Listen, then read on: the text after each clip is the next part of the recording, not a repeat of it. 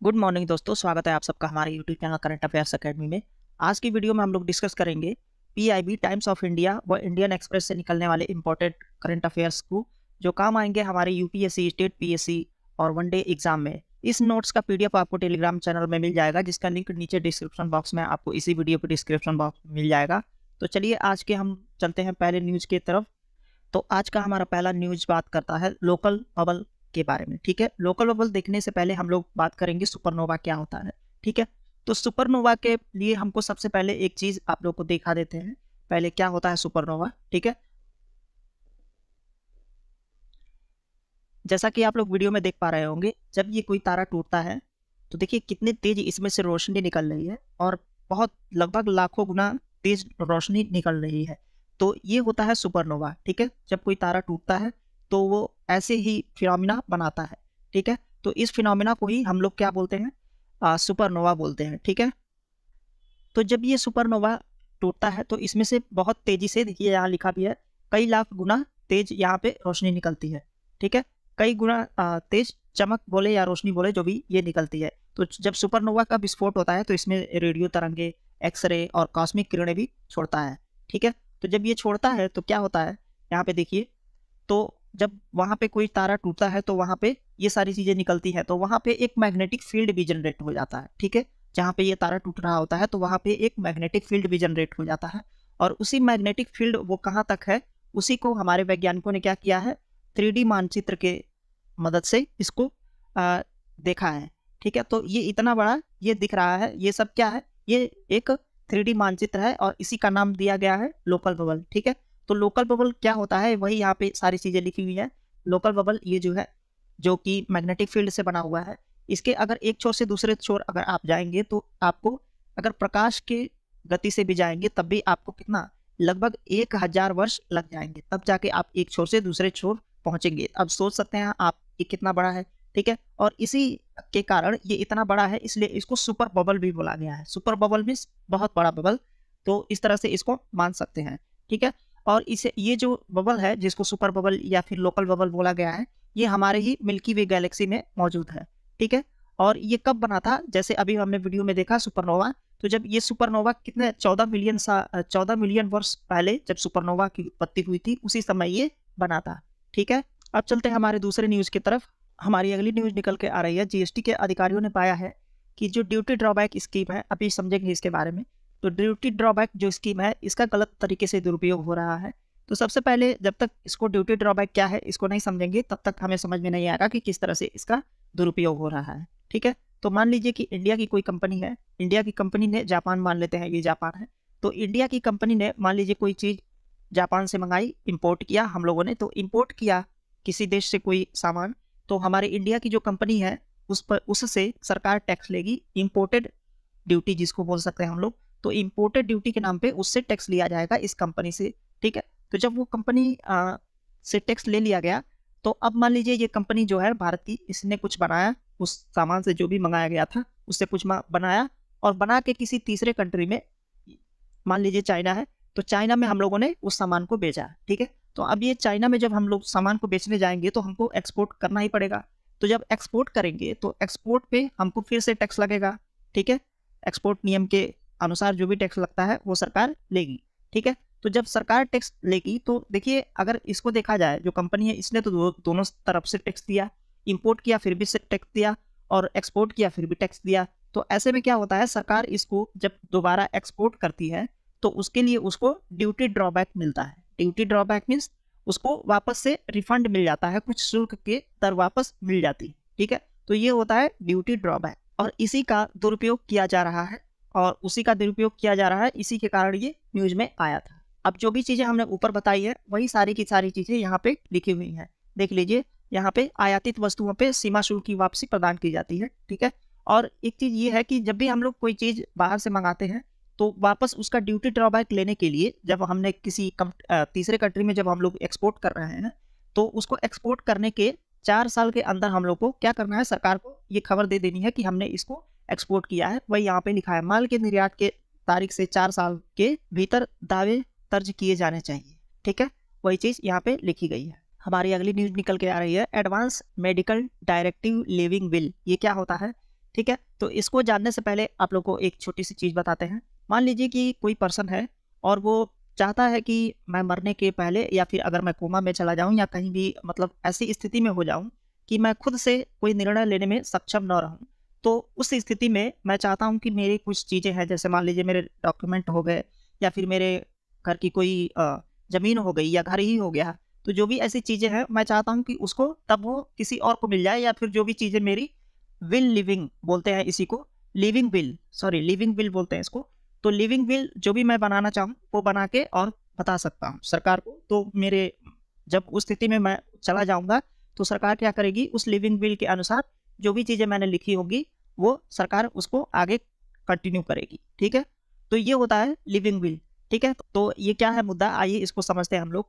ठीक है, living will के नाम से इसको जानते हैं। लिविंग विल मीन्स मैंने आपको अभी भी बता दिया है कि जब भी कोई आदमी किसी ऐसी परिस्थिति में जाने वाला होता है या फिर उसको लगता है कि मेरे मरने के बाद ये चीज़ें हों, तो वो उसको लिविंग विल में लिख के जाता है। ठीक है, तो लिविंग विल क्या है, एक तरह का दस्तावेज है। दस्तावेज मीन्स डॉक्यूमेंट है जो क्या करता है, व्यक्ति की इच्छाओं को निर्धारित करता है। क्या करता है, अगर वह अपनी इच्छाओं को साझा करने में असमर्थ था या बेहोशी या कोमा में होने के कारण, जो भी मैंने ऊपर देखी चीज़ें जो बताई है वही चीज़ यहाँ पे लिखा हुआ है, तो सूचित करने की निर्णय की स्थिति में नहीं था, तो इसलिए वो दस्तावेज में जो भी लिखा है उसको आगे बढ़ाया जाएगा।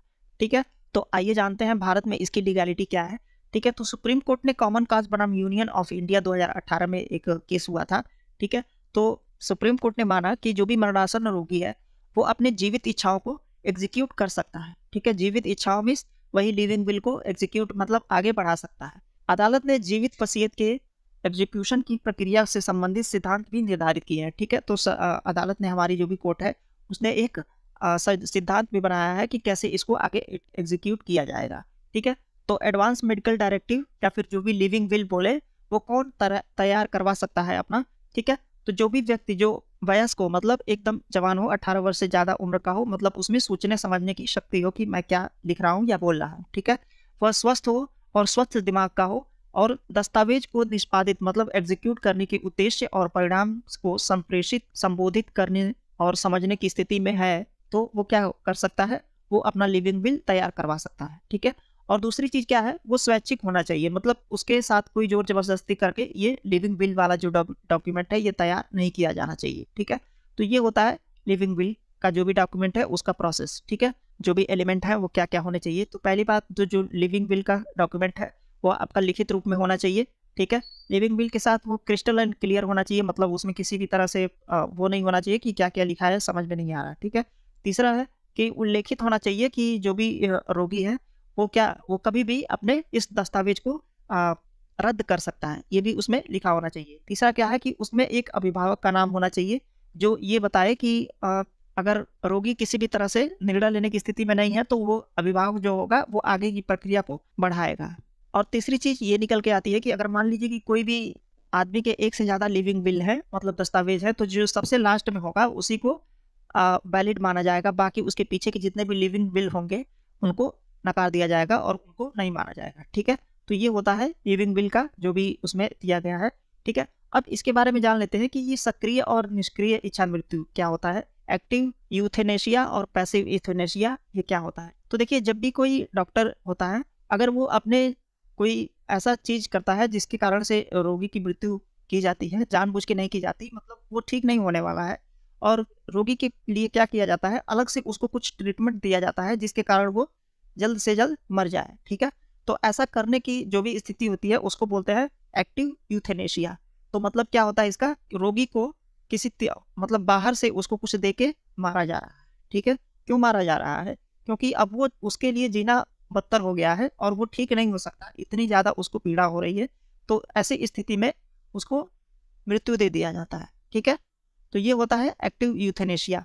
ये क्या किया जाता है, ये बाहर से कुछ दिया जाता है, जैसे मान लीजिए कोई दवा दे दिया या जो भी जहर हो वो दे के उसको पीड़ा को खत्म किया जाता है। ठीक है, उसके बाद से आता है पैसिव यूथेनेशिया। पैसिव यूथेनेशिया में क्या होता है, जो भी रोगी को चीज़ें प्रदान की जा रही है, जैसे मान लीजिए उसको जो भी ऑक्सीजन दिया जा रहा है या फिर उनको जो भी दवाएं दी जा रही हैं, उन दवाओं को देना बंद कर दिया जाता है, जिसके कारण से उसकी मृत्यु हो जाती है।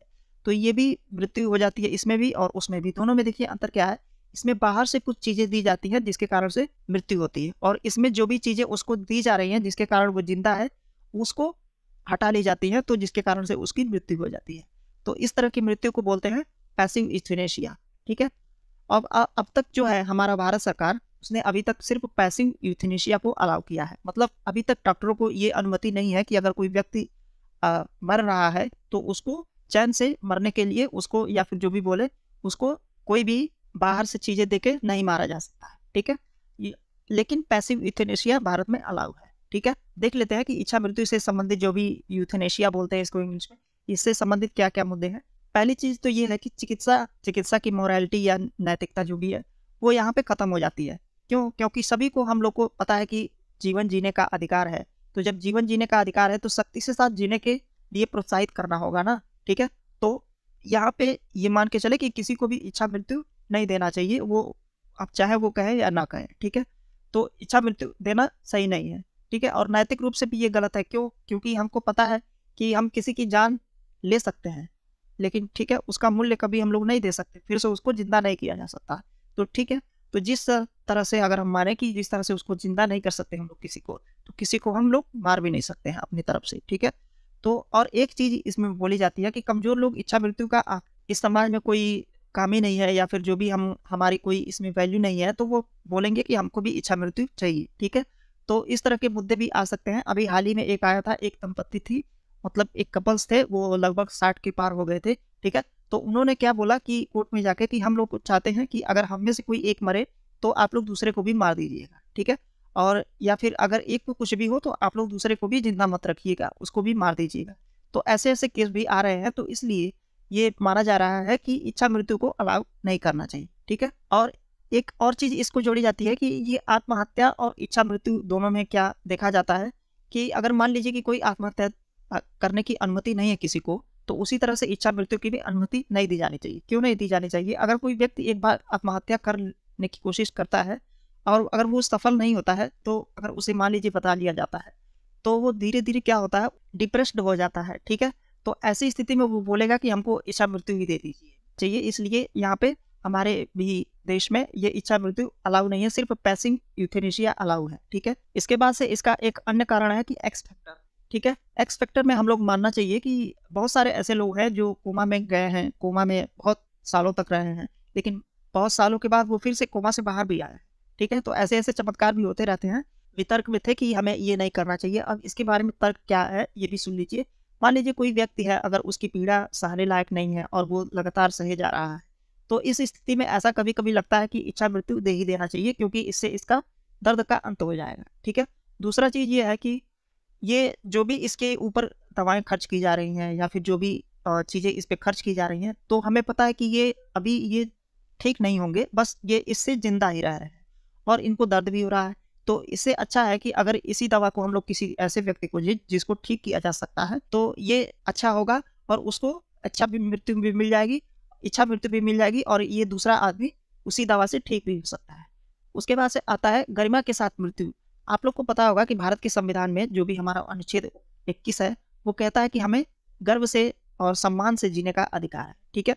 तो जब सम्मान से जीने का अधिकार है, तो मान लीजिए एक ऐसा स्तर आ रहा है किसी भी व्यक्ति के जीवन में कि वो सम्मान का स्तर धीरे धीरे नीचे गिर गया है, अब उसके लिए जीना उतना महत्व के नहीं लगता है, तो उस स्थिति में हमें यह मानना चाहिए कि अगर वो सम्मान के साथ नहीं जी पा रहा है और हम उसमें उसकी कोई मदद नहीं कर पा रहे हैं, तो इस स्थिति में हमें उसको इच्छा मृत्यु दे देनी चाहिए। और तीसरी चीज़, इससे एक चीज़ और होगी कि उस आदमी की जो भी परिवारजन है, जब तक देखिए किसी के भी घर में जब कोई आदमी बीमार होता है और वो ठीक नहीं होता है लगातार, तो सिर्फ वो आदमी नहीं, उसके पीछे पूरा परिवार ही क्या होता है, धीरे धीरे, ठीक है, मानसिक पीड़ा या डिप्रेशन जो भी बोले, वो भी धीरे धीरे उसके साथ साथ वो भी आदमी चला जाता है।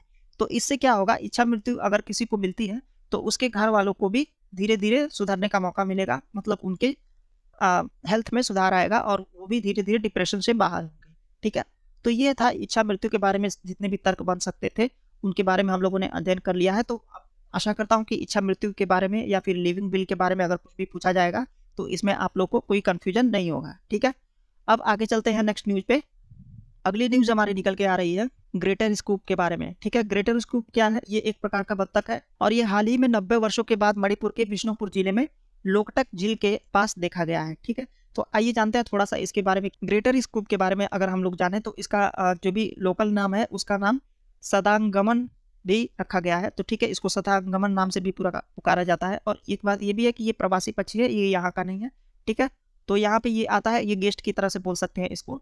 ठीक है, इसकी बड़ी स्कूप प्रजाति एशिया, यूरेशिया, संयुक्त राज्य अमेरिका और कनाडा में वितरित है। ठीक है, वहाँ ये रहती है और ये भारतीय उपमहाद्वीप में एक गेस्ट की तरह आगंतुक है। ठीक है, ये जान लिया हमने। अब इसके बाद से इसका ब्रीडिंग स्थल जानेंगे तो ये आपको पता चलेगा कि उथले मीठे पानी के झील जो भी है या फिर पूल, नदियों के घाट के तट के साथ ये रहते हैं। ठीक है, अब ये आपको और बता ही दिया कि अत्यधिक ये प्रवासी पक्षी हैं, मतलब यहाँ पे नहीं रहते हैं और ये अंटार्कटिक क्षेत्रों के पास प्रजनन करते हैं। ठीक है, और अगस्त के बाद ये गर्म दक्षिण की ओर पलायन भी कर जाते हैं। ठीक है, ग्रेटर स्कूप सबसे इंपॉर्टेंट चीज आता है कि इसका IUCN रेड लिस्ट में क्या है, तो ये सबसे लीस्ट कंसर्न कैटेगरी में आता है। ठीक है, लीस्ट कंसर्न कैटेगरी मीन्स सबसे कम चिंता वाला ये जीव है। ठीक है, इसके बाद से थोड़ा सा जान लेते हैं कि ये जो लोकटक झील है जहाँ पे ये बत्तख दिखा गया है, ठीक है, तो उसके बारे में थोड़ा सा जान लेते हैं। तो लोकटक झील के बारे में अगर हम लोग देखेंगे तो ये पता चलेगा कि ये एक मीठे पानी की झील है। ठीक है, और यहाँ पे एक पौधे की प्रजाति पाई जाती है जिसको फुंगदिस नाम से जाना जाता है और ये तैरते हुए द्वीपों की ये प्रसिद्ध है। तैरते हुए द्वीपों मीन्स यहाँ की जो घास है ना वो दलदली है थोड़ी सी, तो आप लोग जब जाएंगे तो वहाँ पे आप पाएंगे कि जब जंप करेंगे ना तो वो धीरे धीरे जैसे पानी में वेव बनती है वैसे ही वहाँ पे बनता है, लेकिन आदमी उस पर खड़ा रह जाता है। तो ठीक है, इसलिए उसको तैरता हुआ द्वीप भी बोला जाता है। और लोकटक झील में एक लामा जाओ राष्ट्रीय उद्यान मणिपुर के जो पास में है। ठीक है, तो वहाँ पे एक संगाई नाम का हिरण, आपको पता होगा कुछ दिन पहले ये चर्चा में भी था, तो ये नाचने वाला हिरण भी वहाँ पे पाया जाता है जिसका ये अंतिम प्राकृतिक आवास है। इसके बाद ये कहीं और नहीं पाया जाता है प्राकृतिक रूप से। ठीक है, तो ये था लोकटक झील और ग्रेटर स्कूप बत्तख के बारे में। ठीक है, अब हमारा नेक्स्ट न्यूज पे चलते हैं। हमारी अगली न्यूज निकल के आ रही है डाउन टू अर्थ मैगजीन से। ठीक है, डाउन टू अर्थ मैगजीन में ये एक खबर है कि giant metre wave radio telescope जो है, ठीक है, तो ये जो आकाशगंगा में परमाणु हाइड्रोजन होता है उससे उत्पन्न होने वाली तरंगों के सिग्नल का इसने पता लगाया है। ठीक है, तो आइए जानते हैं इसके बारे में क्या क्या जानकारियां हमें मिली है। ठीक है, तो कनाडा के मैकगिल विश्वविद्यालय और हमारे भारत के जो भी बेंगलुरु में IISc है, भारतीय विज्ञान संस्थान, उसके खगोलविदों ने क्या किया है, हाइड्रोजन परमाणु का पता लगाने के लिए ये टेलीस्कोप से ये डाटा का उपयोग किया है। ठीक है, तो ये जो giant metre wave radio telescope है इसके बारे में थोड़ा सा जान लेते हैं। तो ये जो हमारा giant radio metre wave telescope है ये हमारा कम आवृत्ति वाला रेडियो टेलीस्कोप है। मीन्स इसका जो भी हम लोग इसका अगर देखें तो खगोलीय जांच करने में ये हमारी मदद तो करता है, लेकिन जो ब्रह्मांड का हमारा अंतिम छोर है, ठीक है, वो वहीं तक किनारे तक जाके और वहां तक का हमारी सारी खगोलीय जो भी समस्याएं हैं उनकी जांच करने में हमारी मदद करता है। ठीक है, national centre for radio astrophysics द्वारा ये संचालित है। ठीक है, अब आइए जान लेते हैं कि परमाणु हाइड्रोजन आखिर में होता क्या है।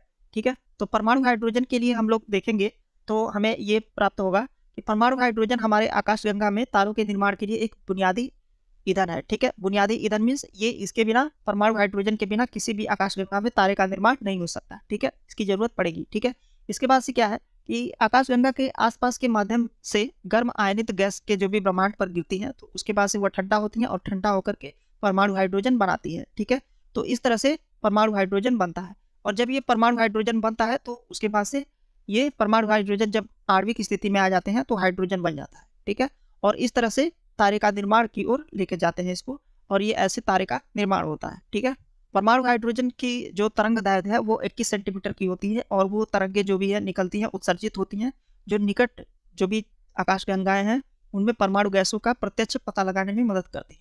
ठीक है, जैसा कि हमने आप लोग को यहाँ पे दिखाया भी है कि ये जो 21 मीटर की ये जो इनका एम्पलीट्यूड होता है वो तरंगे ऐसे निकलती हुई आती हैं। हमारी अगली न्यूज निकल के आ रही है ग्रामीण उद्यमी योजना के बारे में।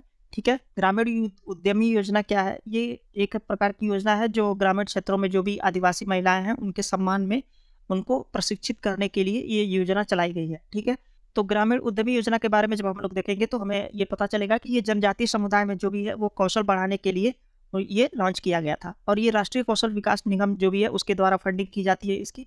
ठीक है, और ये जो परियोजना है ये महाराष्ट्र, राजस्थान, छत्तीसगढ़, मध्य प्रदेश, झारखंड और गुजरात जिले में लागू की जा रही है। ठीक है, और इसका काम क्या है, ये स्थानीय या जो भी लोकल या ग्रामीण क्षेत्र है उनमें अर्थव्यवस्था का विस्तार करना, रोजगार के अवसर बढ़ाना, ठीक है, जबरन पलायन जो भी होता है उसको कम करना। ठीक है, तो ये सब आप लोग पढ़ सकते हो। तो राष्ट्रीय कौशल विकास निगम को कंपनी अधिनियम 1956 की धारा 35 के तहत जो जुलाई है 2008 में इसको स्थापित किया गया था। ठीक है, और ये पब्लिक प्राइवेट पार्टनरशिप के मॉडल पे काम करती है। ठीक है, तो भारत सरकार का इसमें जो स्टेक है वो 49% है, और जबकि निजी क्षेत्र जो हमारा पब्लिक सेक्टर है उसका 51% इसमें इसका आता है। हमारी अगली न्यूज़ निकल के आ रही है AK-20 राइफल के बारे में। ठीक है, तो इसके बारे में आप लोग को पता होगा कि ये भारत और रूस के बीच में एक समझौता था, जिसके तहत ये इंडिया में AK-20 राइफल की बनाने की शुरुआत की गई है।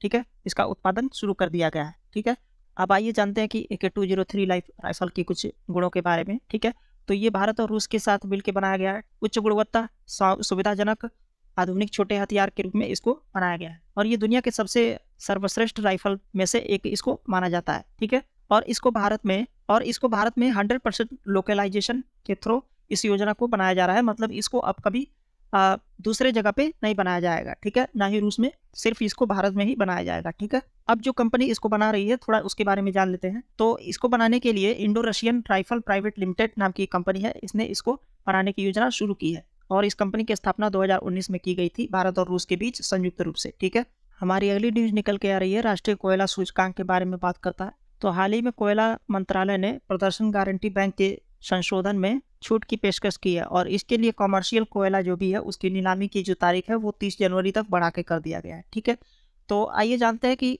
नेशनल कोयला इंडेक्स क्या है।